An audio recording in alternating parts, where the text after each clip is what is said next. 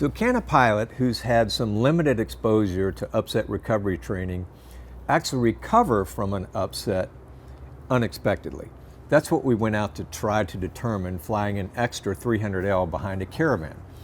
And as our subject, Tyler Pangborn, videographer for ASI, we put him in the front seat of an extra with me in the back. Tyler, give us a little background on your flying background and history. Sure, yeah. I'm a private pilot. I got my ticket about 5 years ago. I have about 260 hours or so, and most of that has been in Cessna 172s.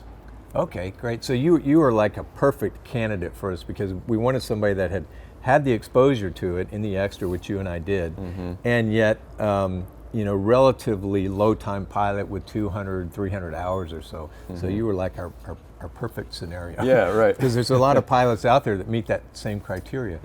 So what we did was we went in the extra, and as we mentioned, Tyler had one flight in the extra with me, and we did some upset recovery, we did some basic aerobatics.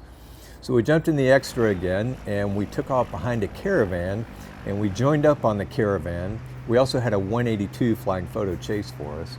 And once we got behind the Caravan, we tried to circle around and find where the wake turbulence was, and I think that was the initial surprise to me, was how hard it was actually to find where the wake turbulence was. Remember yeah, it was for a few moments. Yeah, we found it not really in the outer edges of the wings, but kind of more in the center, and we had to kind of climb high and low just to find exactly where that was going to hit us. Yeah, it was. We thought it'd be on the outer edges of the wings. It wasn't. It was more to the center, and it was higher than I thought it would be. I was too low initially. Yeah, so, right. Yeah, it was kind of fun to find it. Once we found it, though, we got some pretty good upsets behind it. We did. Yeah, we did. It is. There's a little. There's a little. All right, Tyler, recover. All right, there we go. All right, we found a little bit. Yep, let's try that again. All right, we'll try it again, Tyler. Hang on, so here we go.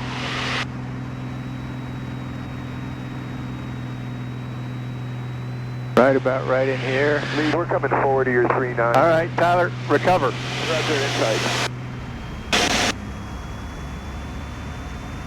We're in the recovery. All right, my airplane. All right, your airplane. I think I definitely pulled there at first without pushing. I think so, yeah. Natural reaction, yeah. That was my reaction. Yeah. What's great about this, doing this, I wish everybody could see it, is it happens so quickly. Yeah. You got this startle factor. We're at 45, and I think we dropped down to probably 35 there. Yeah.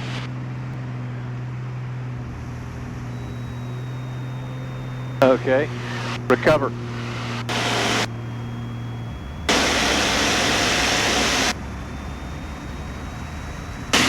We're in the recovery. All right, nice job. I got it. You got it? I think I need to be coming back quicker on the power. Yeah, I would. As soon as you find yourself nose low, then your first step is power back, unload, roll to the horizon. Okay. Right? And then you come back with power in as you begin to recover. Okay. All right, let's see if we can find it.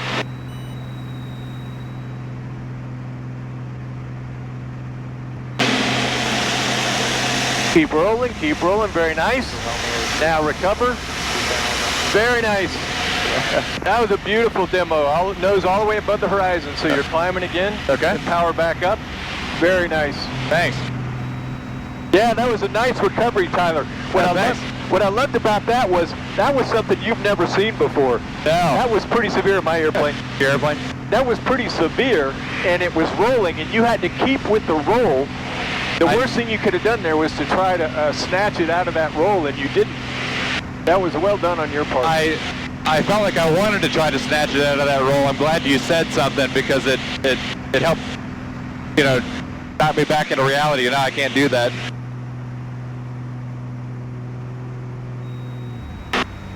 Recover.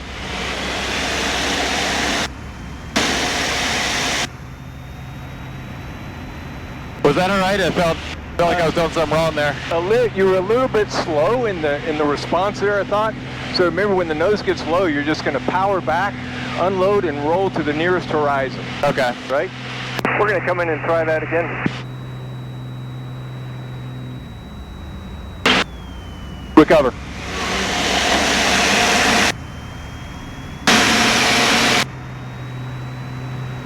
Nice job. Very Thanks. nice. Much better.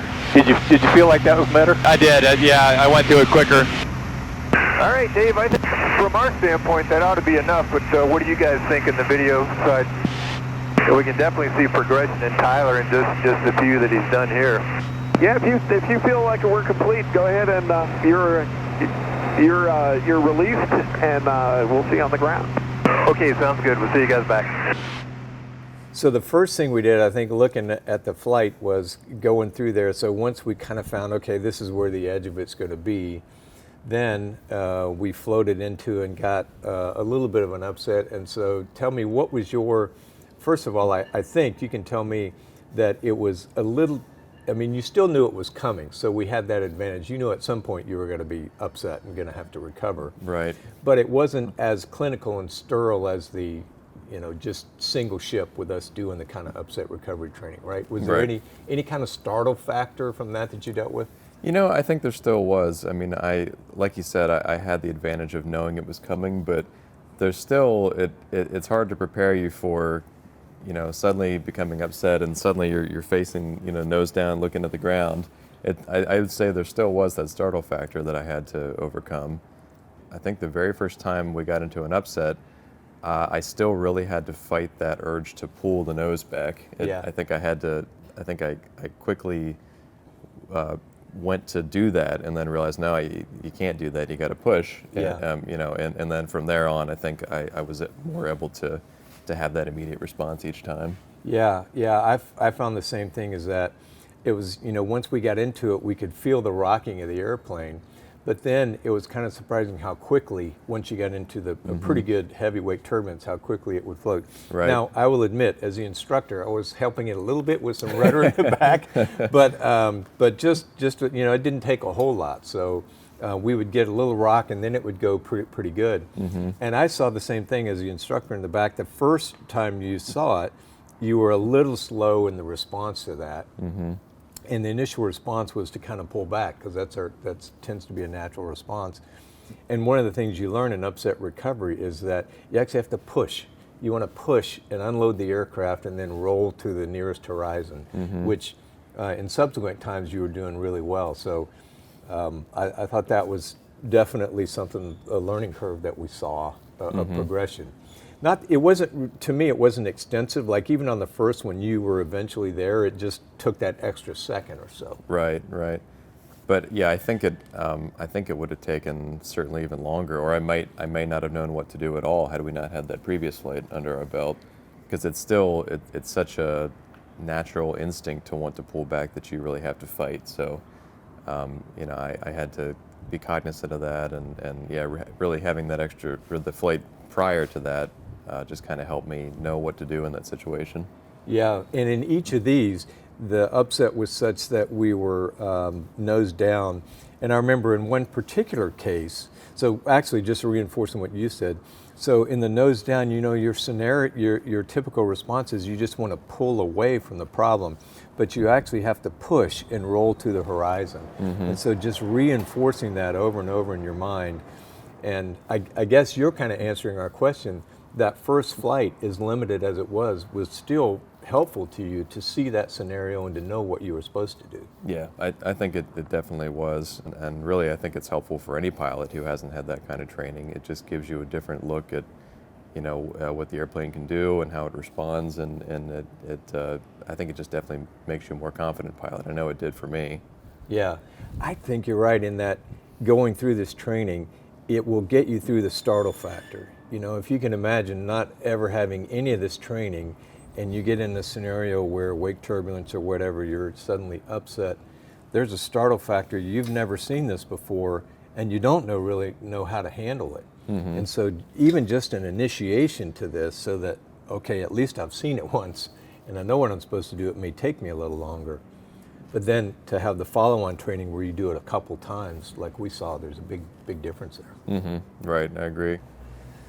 So I think this flight reinforced the value of upset recovery training and periodic upset recovery training. So Tyler had some exposure to it, which was good. And we heard him say that without that, he isn't sure he would have known what to do. And that's what I've seen from people. So the initial exposure to it, so you can get rid of that startle factor if it ever happens to you. It's not the first time you've seen it and you know what to do. And then to periodically have the chance to go do it again so you can reinforce sort of that muscle memory and the actions you need to take.